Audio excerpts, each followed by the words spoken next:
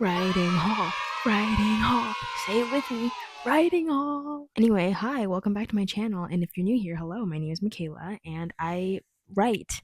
And today I'm going to do another writing haul for everybody because that's just what I want to do. If you haven't watched the first writing haul video, they're not continuous, so it'll be fine. But go watch it. But basically, a writing haul is exactly kind of what you think it sounds like. Basically, a haul of the things that I've written recently. Kind of like what's in my bag haul, what did I buy at the grocery store haul, what's in my phone haul. I don't think that's a real thing. You know, the classic hauls. So I've read a lot all the time.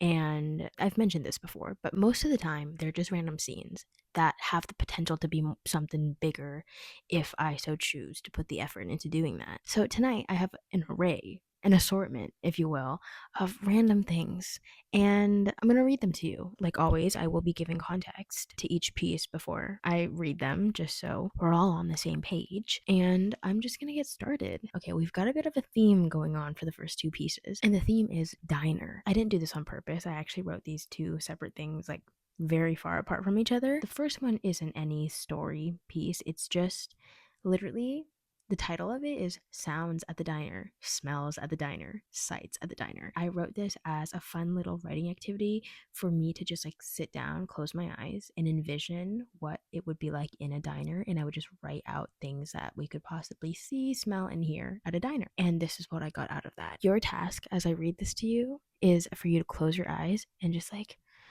imagine you're in a diner. Sounds of the diner, smells of the diner, sights of the diner. Indistinguishable chatter, clattering cutlery on plates, glasses clinking, someone asking for jam, coffee, ketchup, hot sauce, pancakes on a griddle, a chef with a greasy white apron, waitstaff dressed in baby blues, a girl on a date with another, bacon, over easy eggs, sausage, toast, sugar and cream, or milk for those who want that, milkshakes in every flavor, bottomless soda pop and freshly squeezed orange juice, waffles and French toast, and syrup and berries and chocolate sauce. Someone spills juice on the floor. A baby is crying. Kitchen staff are laughing at an order of 6 eggs. Just 6 eggs. Over easy. Nearly raw, they told the waitress. Metal door with a bell. Red boots and cushioned bar stools. Menus that are sticky and special with time. One of those menus that are so overwhelming that you pick the simplest thing you can get. An all-American breakfast. Sausage, ham, bacon, 2 eggs, your choice, 2 slices of toast, white, brown, rye, sourdough, home fries, and a bottomless coffee or tea. College students arrive at 2 p.m. Time to feast after a night of partying. They've only just woken up. They order obscene amounts of food, and unsurprisingly, they clear their plates of everything. That's that piece. I always feel like it's great practice to just close your eyes and rapid fire write down everything that you could imagine at that location. Anyway, that's that. I encourage you to do that. It's fun. The next piece, which actually does need a bit of context, is set in a diner. However, about 2 years ago now, which is crazy to say, I posted this video and it was me writing this love song. And great video. Go check it out. Love that song to this day. I can't believe I wrote it. But that song is about these two lesbian lovers, Daisy and Jean. In that song, there's a lyric that goes, Jean works the diner on weekends. She's saving up for something new.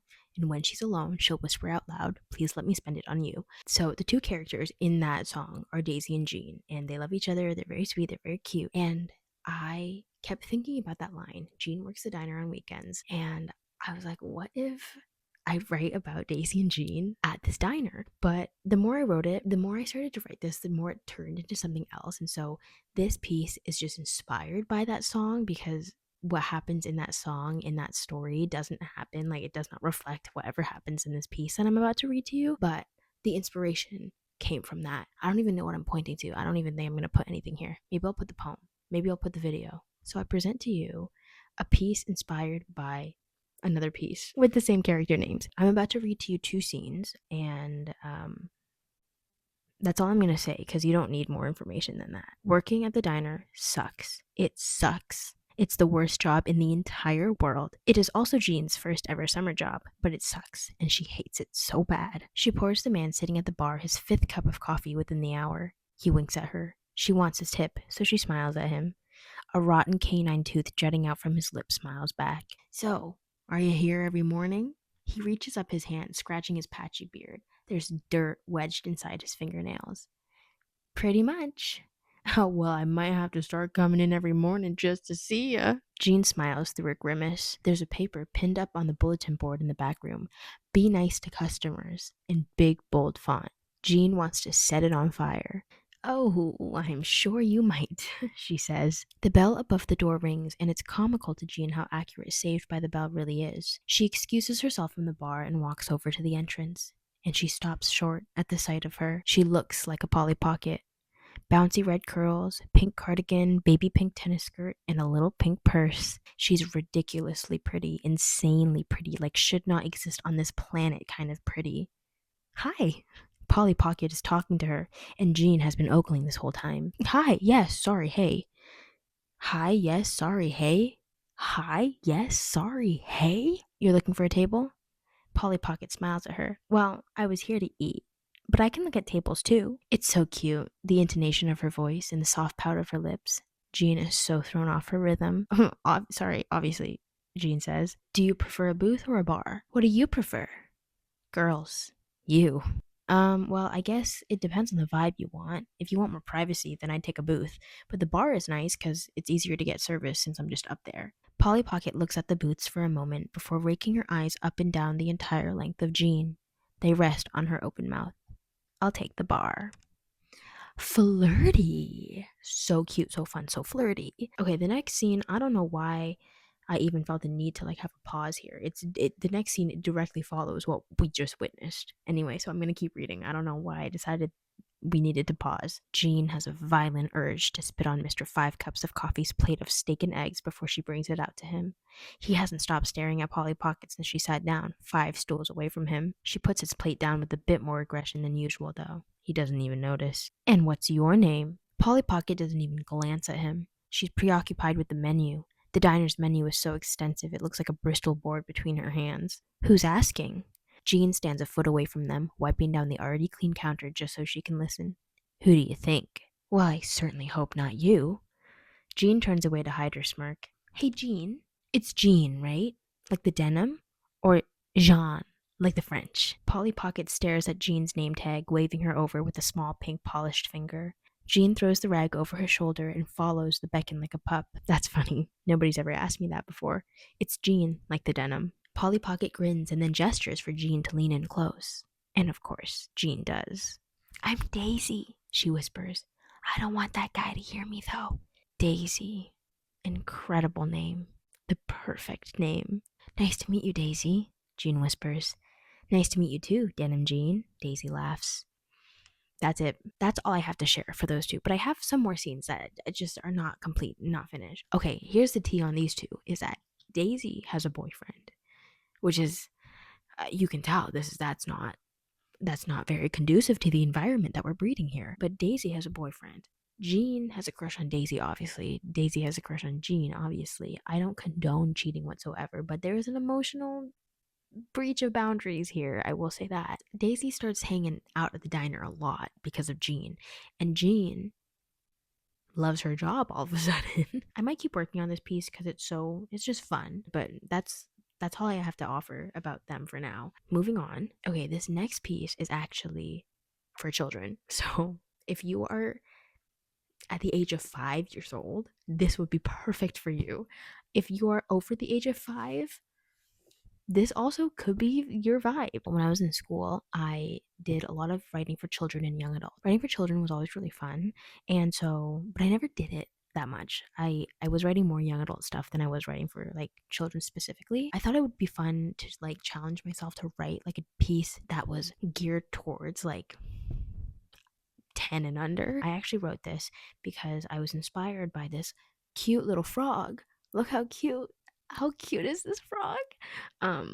That my wonderful girlfriend drew. And I hope she doesn't mind me putting this picture here. I'm gonna ask her. If you don't see the picture, that means she said no. Sorry. I saw this picture and I was like, why am I feel so like this is so storybook. Like this little frog is so like she belongs in a children's book. I was very inspired by this little frog, and so I started to write this little piece. It's not finished, so I apologize for leaving on. It's gonna end on a bit of a cliffhanger. Not even a cliffhanger. It's just gonna end abruptly, but I may finish it eventually because it, again, I think it has potential to be a more fleshed out piece, but I'm going to share with you what I have. If you're not at the age of 10 and under, just channel your inner child and pretend it's circle time at a daycare or at school and teacher's about to read. Okay, let's role play for a minute. You are baby, I'm teacher. Mrs. Green lives at the edge of a pond that flows in from a little creek. On her lily pad is a great white brick house with a red roof, red window panes, and a big red door.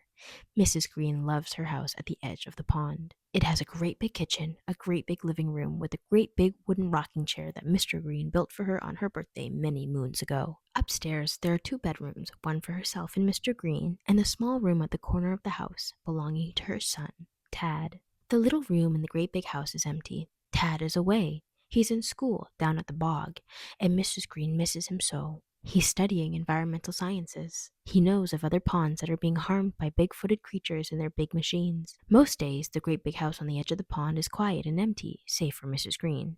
When Mr. Green is away at work, Mrs. Green swims around her lily pad cleaning the algae and cleaning her yard, and most days, Mrs. Green feels awfully lonely. But today, Mrs. Green is in her great big kitchen cooking up a great big storm. On the counter, there is a bowl of swamp stew, a plate of mud pies, and Tad's favorite, fruit fly casserole. Tad is visiting home today, and the great white house at the edge of the pond will not be so lonely anymore. Mrs. Green sits on her rocking chair, and Mr. Green listens to the radio. Another pond a leap away has been drained of its water to make space for a stone building made for big-footed creatures. Mr. Green switches the station to classic bog tunes. Mrs. Green waits for the sun to go down and for the fireflies to light up the water so that Tad has a path to swim home to. And as she sways on the familiar rock of her chair, she hears a knock on the great big red door. Mrs. Green leaps from her chair and swings it open, and there, standing under the awning, is her baby boy. And that's the piece. Upon further inspection, and by inspection I mean reading it out loud, is it the best thing I've ever written? Absolutely not.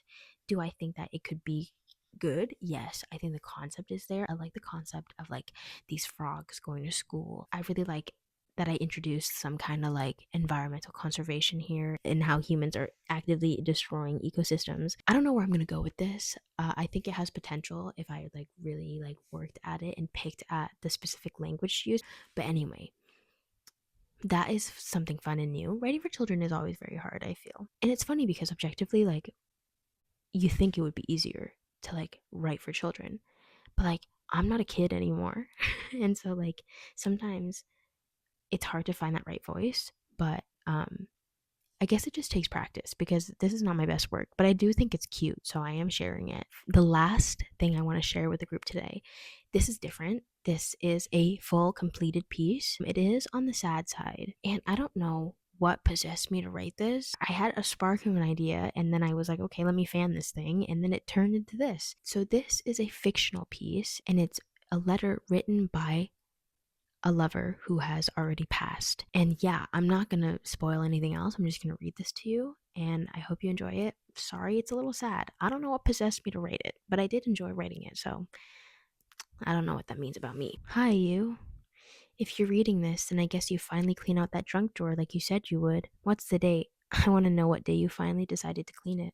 My bet is in 3 months from now, sometime in August. Maybe the 14th after you pass the bar. Please write the date here. It's July 29th. Happy birthday. I miss you. Did you think you would find me in here, in your least favorite drawer in the house, with all the pens and the receipts and the batteries and that one loose thumbtack that got me good on Christmas Eve? Remember that? I'm thinking about me hiding this letter in there later, and it's making me laugh. How sneaky of me. Kind of like how I hid your ring at the bottom of the sock drawer, and you somehow still managed to find it 3 days later. Thanks for still saying yes.